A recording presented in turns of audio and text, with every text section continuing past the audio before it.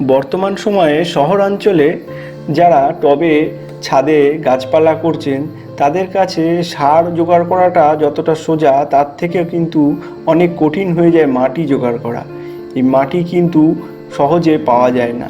আর এই মাটি আমরা যখন গাছগুলোকে রিপোর্ট করছি সেই মাটিগুলোকে আমরা ফেলে দিই, কিন্তু সেই মাটিটাকেই কিন্তু আমরা আবার ইউজ করতে পারি এবং সেটার জন্য সঠিক পদ্ধতি জেনে আমরা যদি এই মাটিটাকে ব্যবহার করি, এই মাটিতেই কিন্তু আমরা খুব সুন্দরভাবে সিজনাল ফুল, ফল বা সবজিরও চাষ করতে পারি। তাহলে চলুন আজকের ভিডিওতে আমরা দেখে নেব কিভাবে আমরা রিপোর্ট করার পরে যে অবশিষ্ট মাটিগুলো থাকে সেই মাটিগুলোকে সুন্দরভাবে আমাদের গার্ডেনিংয়ের কাজে আবার লাগানো যায়। তাহলে আপনারা যারা এই চ্যানেলে নতুন তারা অবশ্যই এই চ্যানেলটি সাবস্ক্রাইব করে নেবেন এই ধরনের গার্ডেনিং রিলেটেড তথ্যের জন্য। চলুন আমরা সম্পূর্ণ ভিডিওটি দেখতে থাকি।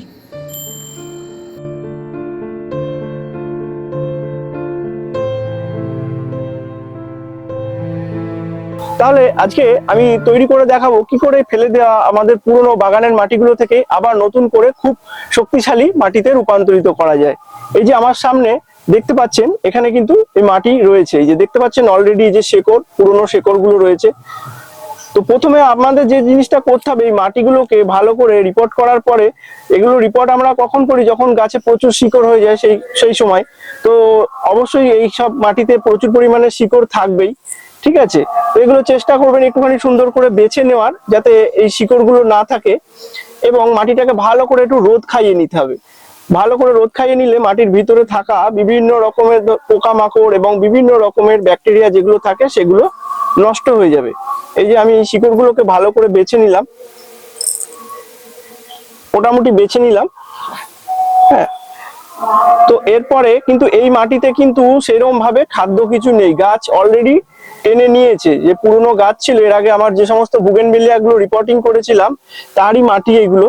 তো বুগেনভেলিয়া জানেনই প্রচুর খাবার খেতে ভালোবাসে, আর এই মাটিতে তেমন কিন্তু কিছুই অবশিষ্ট নেই। আমাদেরকে বেশ কিছু খাবার এতে মেশাতে হবে, যেগুলো মিশালে পরে কিন্তু আমরা যে সিজনাল ফ্লাওয়ার আছে বা বিভিন্ন শাকসবজি সেগুলো কিন্তু খুব ভালোভাবে করতে পারবো। তো মোটামুটি আমার মাটিটা পরিষ্কার করা হয়ে গেছে। তো এখানে সবার আগে আমাদের যেটা মেশাতে হবে, এখানে 5 টব আমি এই টবের 5 টব এখানে মাটি নিয়েছি, ঠিক আছে।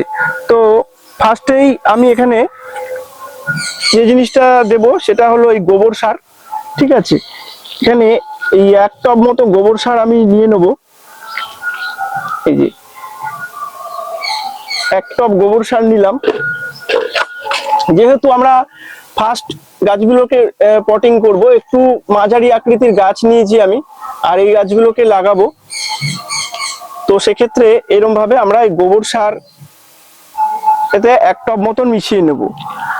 আর তার সাথে আমাদের অবশ্যই এতে কিন্তু আরেকটি উপাদান মেশাতে হবে, যেটা হলো চুন। কারণ চুনে কিন্তু ক্যালসিয়াম থাকে প্রচুর পরিমাণে, এবং চুন মাটির যে অ্যাসিডিক ব্যাপারটা হয়ে যায় মাটির ভিতরে অত্যাধিক, সেগুলোকে মেনটেন করে এবং মাটির ভিতরে বিভিন্ন রকম জীবাণু সেটা নাশ করে। তো এই চুনটা কিন্তু সে পান খাওয়ার যে চুন, সেই চুন, এটা কিন্তু কৃষিকাজে ব্যবহার করা হয়। এটা যে কোনো ফার্টিলাইজারের দোকানেও পেয়ে যাবেন, এছাড়া হার্ডওয়্যারের দোকানেও পাওয়া যায় এগুলো। এই 1 চামচ মতো নিয়ে নেব চুন। এতে চুনটা কিন্তু অবশ্যই আপনারা দেবেন, এবং এই মাটিটাকে যাতে একটু ময়েস্ট থাকে, তো তার জন্য আমাদের এখানে কোকোপিট দিতে হবে। এখানে আমি 1 টব মতো কোকোপিট নিয়ে নিচ্ছি।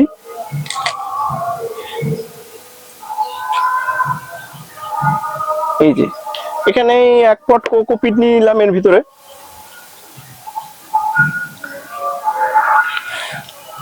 আর আমাদের এই মাটিতে এই সর্ষের খোলের গুঁড়ো রয়েছে, যে গুঁড়ো, সর্ষের খোলের গুঁড়ো মোটামুটি 2 মুঠো মতন সর্ষের খোলের গুঁড়ো, 3 মুঠোও দিতে পারেন, কোনো অসুবিধা নেই।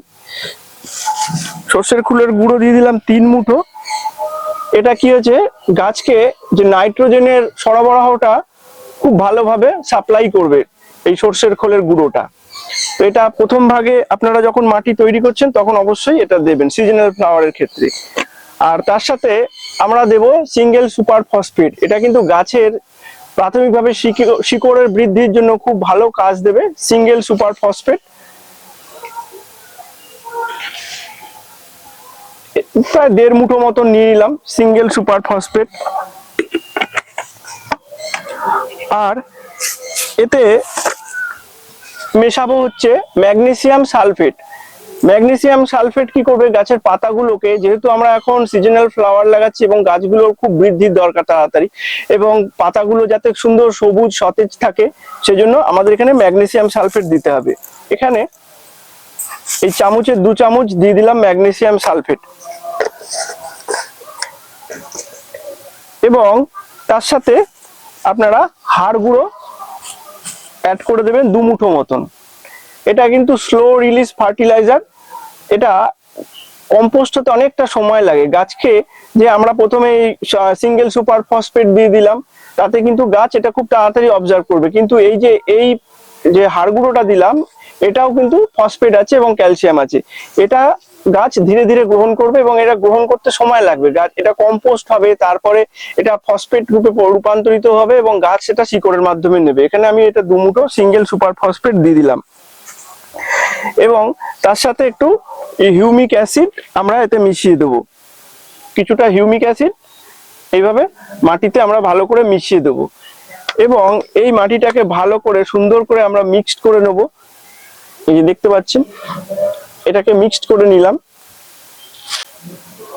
এটাকে আপনারা ভালোভাবে মিক্সড করে একটু জলের স্প্রে করে দেবেন। জলের স্প্রে করে ভালো করে মাটিটা একটু ভিজিয়ে নেবেন, এবং ভিজিয়ে নেওয়ার পরে একটা প্লাস্টিক দিয়ে বা পলিথিন পেপার দিয়ে ভালো করে সুন্দর করে ঢেকে রেখে দেবেন একটু ছাওয়া জায়গায়। প্রায় সপ্তাহখানেক রেখে দিতে হবে মাটিটা। রেখে দিলে পরে, যেহেতু সর্ষের খোল এবং হাড় গুঁড়ো দেওয়া হয়েছে এতে, তাতে কি হবে, মাটিটাতে না একটা ফাঙ্গাসের মতো দেখা যাবে। তারপরে ওই মাটিটা একটু রোদে নিয়ে এসে ভালো করে শুকিয়ে গুঁড়ো গুঁড়ো করে নিতে পারলে এই মাটিটা কিন্তু তৈরি হয়ে গেল সিজন ফ্লাওয়ার লাগানোর জন্য। যে কোনো রকমের সিজন ফ্লাওয়ার এবং সবজি আপনারা এতে করতে পারেন। সেক্ষেত্রে যারা এই মাটিতে আপনারা ফসফেট দিতে চাইছেন না, শুধু জৈবিক ভাবে করতে চাইছেন, তারা কিন্তু সেই জায়গায় ওই সিঙ্গেল সুপার ফসফেটটা স্কিপ করে শুধু হাড়ের গুঁড়ো দিতে পারেন। কিন্তু সেই হাড়ের গুঁড়ো যেটা দেবেন সেটা স্টিম বোন মিল পাওয়া যায়, একদম গুঁড়ো, সেই হাড়ের গুঁড়োটা আপনারা দেবেন। সেটা কিন্তু গাছ তাড়াতাড়ি প্রাথমিকভাবে গ্রহণ করতে পারে, একদম গুঁড়ো হাড়ের গুঁড়ো পাওয়া যায়। ঠিক আছে, তো সেটা আপনারা ব্যবহার করতে পারেন। এই মাটিটাতে আপনারা কিন্তু মোটামুটি সপ্তাহখানেক রেখে তারপরে গাছ লাগাতে পারেন, খুব সুন্দরভাবে আপনাদের এতে গাছ হবে। আমার অলরেডি এরকম মাটি তৈরি করা রয়েছে, তো সেই মাটিতে আমি এই গাছগুলো প্রতিস্থাপন করব। কিছু গ্যাদা গাছ রয়েছে, তারপরে পিটুনিয়া রয়েছে, এই সমস্ত গাছ কিন্তু খুব সুন্দর হবে এই মাটিতে। এই মাটিতে লাগিয়ে দেবেন সুন্দরভাবে গাছগুলো, আর লাগিয়ে দেওয়ার পরে মোটামুটি সপ্তাহখানেক পর থেকে বা 15 দিন পর থেকে একটু ডিএপি এবং সর্ষের খোলের তরল জল দিতে থাকবেন। গাছ কিন্তু একদম হু হু করে বাড়বে এবং গাছে প্রচুর দেখবেন ফুল আসছে। একটু এই গাঁদা গাছগুলো একটু যেই বড় হবে, একটু মাথাগুলো খুঁটে খুঁটে দিতে হবে, তাহলে কিন্তু আরো বেশ ঝাঁকড়া হবে ইনকা গাঁদা। তো এইগুলো এইভাবে আপনারা মাটি, এই ফেলে দেওয়া মাটি রিপোর্ট করার, এই মাটিগুলো ফেলে না দিয়ে এগুলোকে সুন্দর করে আপনারা মাটি তৈরি করে নিন। বাগানের বিভিন্ন রকম ফুল গাছ, ফল গাছ এতে কিন্তু খুব ভালোভাবে আপনারা করতে পারবেন। তাহলে আশা করছি আজকের এই ভিডিওটি আপনাদের ভালো লেগেছে। যদি ভিডিওটি ভালো লেগে থাকে তাহলে অবশ্যই চ্যানেলটি সাবস্ক্রাইব করে সঙ্গে থাকবেন। ধন্যবাদ।